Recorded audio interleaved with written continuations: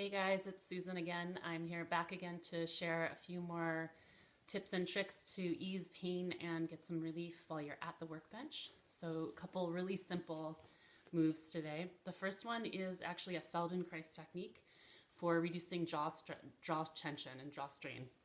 Sometimes I notice when I wake up in the morning that I've been grinding my teeth. I can tell because my jaw feels tight when I try to open my mouth real wide. And this trick is amazing. It clears up the tension in my jaw almost immediately. So what I'm gonna do is I'm gonna take the tip of my tongue and I'm gonna touch the outer edge of my gums right above my teeth.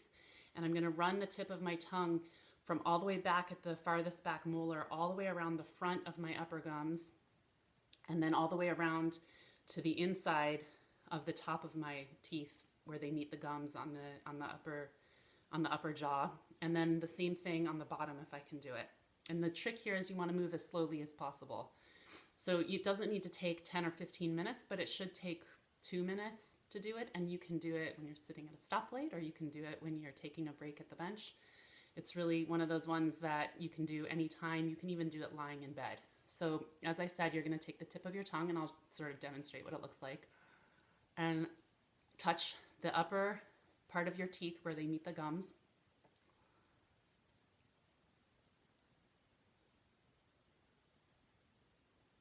And just run your tongue along the gum line all the way from the back around the front to the other side and around the inner line as well.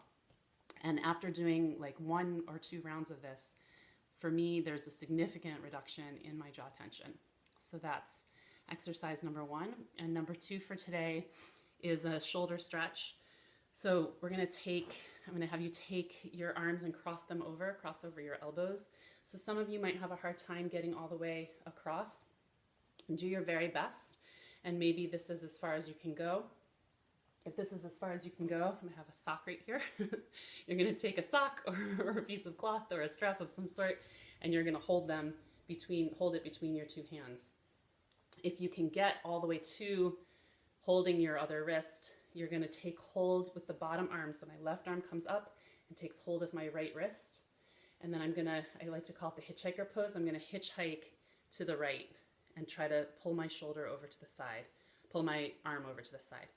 So the trick here is with a lot of these exercises is you want to do a sort of resist and release. So first you're going to come into the pose as deeply as you comfortably can without hitching up your shoulders or doing anything funny with your spine or your neck.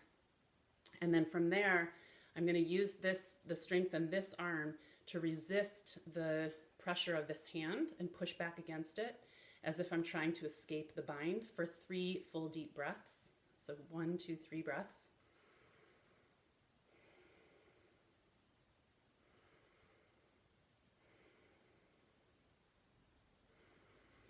And then on the 3rd exhalation, I'm going to pull my arm even deeper. I'm going to notice I'm going to release the effort in this arm, and I'm going to use this hand to pull my shoulder even deeper.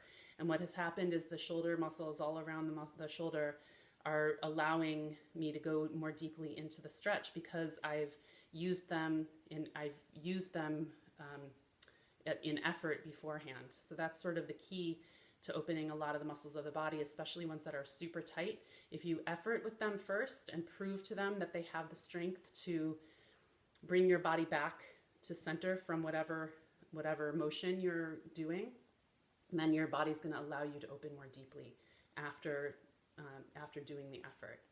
So I usually do like 3 rounds of the inhaling and exhaling 3 times and going deeper with 3 to 5 breaths in between of just relaxing into the stretch. And then I release and kind of roll my shoulders out a little bit.